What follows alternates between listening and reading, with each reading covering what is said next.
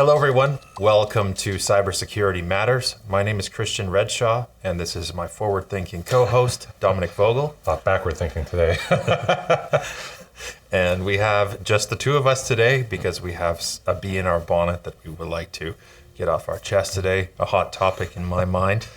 And the hot topic is, what are the threats of the day?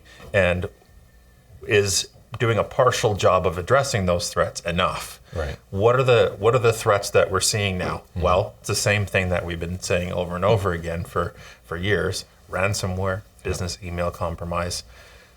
Just to bring everyone up to speed in case nobody's ever seen us before or heard of these things. Yeah. What is ransomware? Yeah. What does the business email compromise look like? Absolutely. And first of all, I always enjoy our little epic rants. You know, it's nice to have the guests, but sometimes it's nice to just it really is. Reconnect, right? So ransomware is something which has just been running rampant, especially among small and mid-sized businesses. So as its name suggests there, basically what happens is your IT systems, your data, ends up being held for ransom. You're no longer able to access it, use it.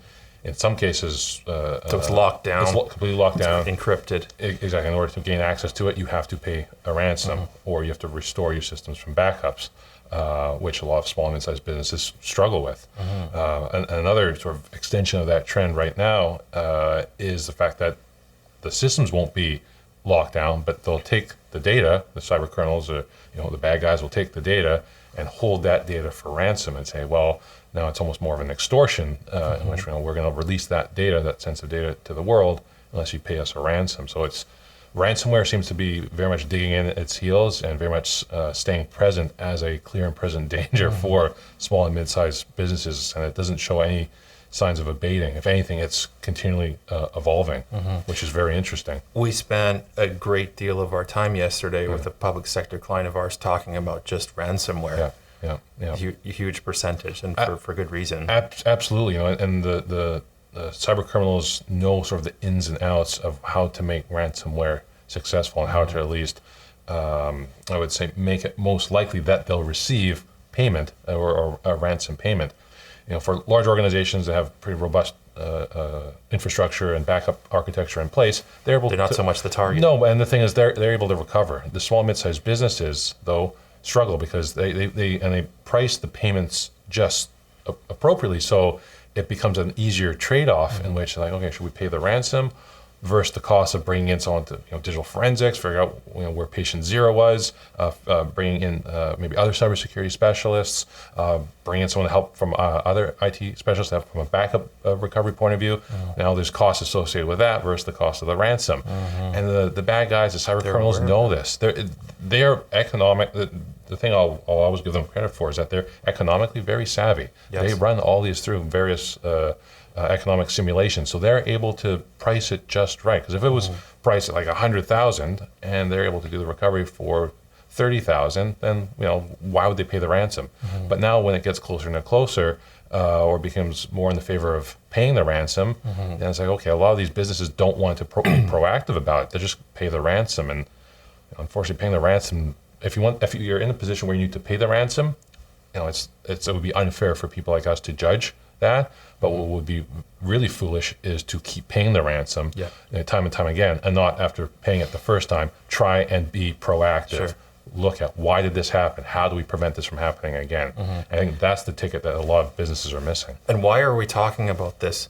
Why are we going on and on about this thing? Is it just because we're really interested in talking about cybersecurity and trying to generate some viewers and some interest in the subject?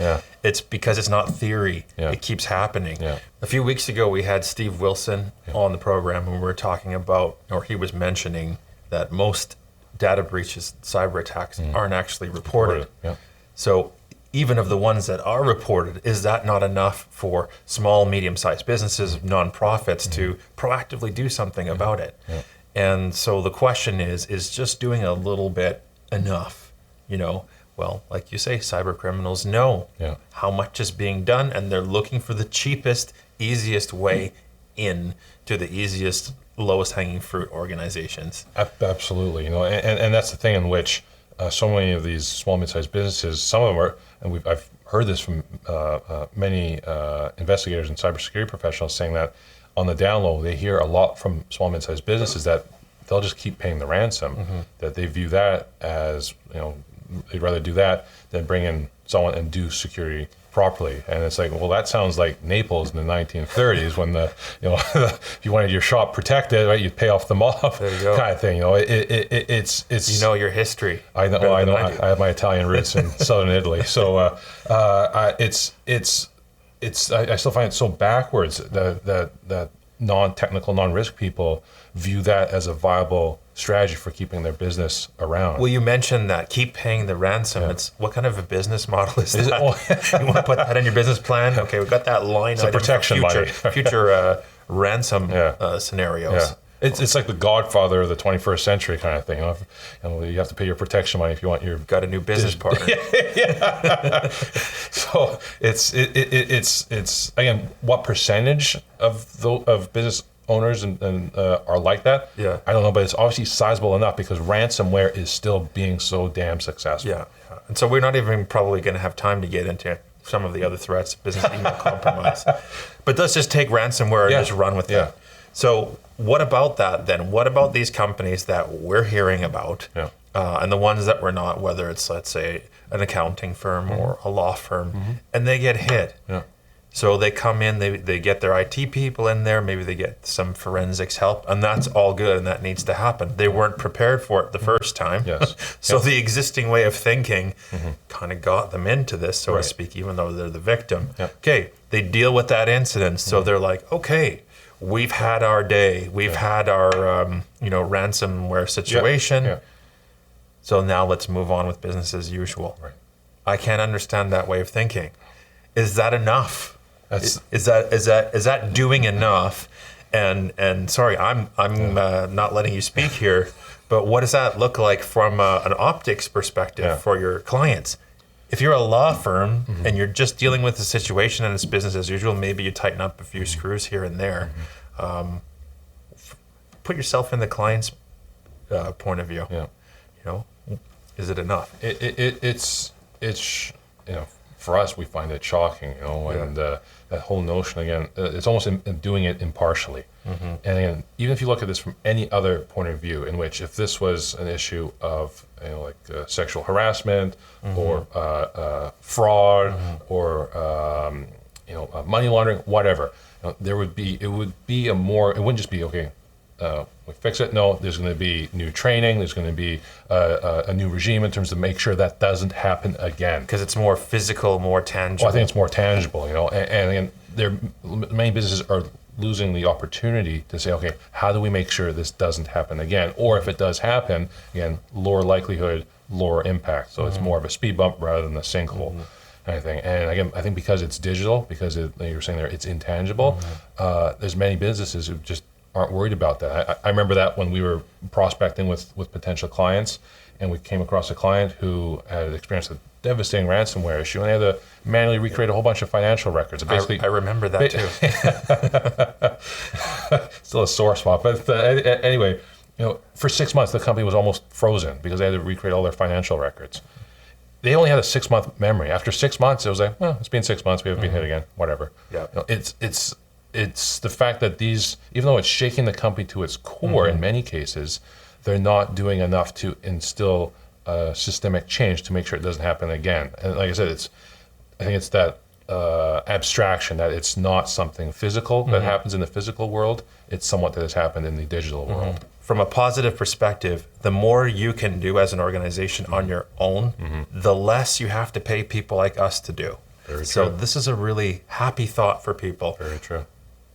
Watch these videos, get your protections in place. There's enough good free resources and free advice that you can at least get started and do something. Yeah. And the more you can do on your own, the cheaper it's going to be. Yeah. Don't pay the mob.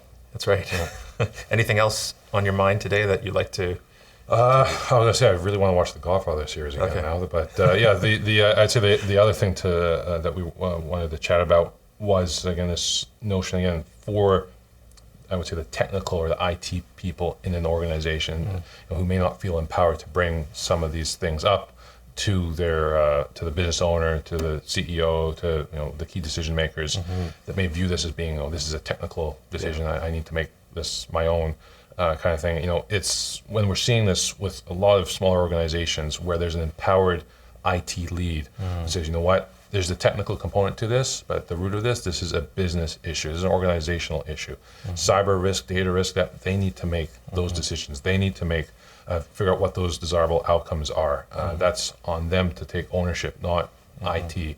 So I think more than anything, I'd say a call to action to any of our viewers who are in an IT leadership role, and you don't have to take that weight on your shoulders, right? This is something as a shared responsibility with the rest of the business, right? That any of these key cyber risk decisions should not be made by you alone. Not saying that you're incapable of them, but you're not the right person to be making that because they have business ramifications. And ultimately, it's the business people who are most accountable to the business that need to make those decisions. Yeah, and I think so. It's a communication gap potentially Absolutely. between IT and business leadership. Yeah. So don't be afraid to have those conversations. Don't be afraid to have those conversations and use this clip of this episode as your excuse. Yeah. Show it Play to the clip in the C-suite. Play the clip of the C-suite or the board. Yeah. All right. Well, thanks for watching. You can check out our other podcasts on conversations.matter.tv or Cybersecurity Matters playlist on the Conversations That Matter YouTube channel. And you can listen to us anywhere you listen to your podcasts normally. And we will see you next week.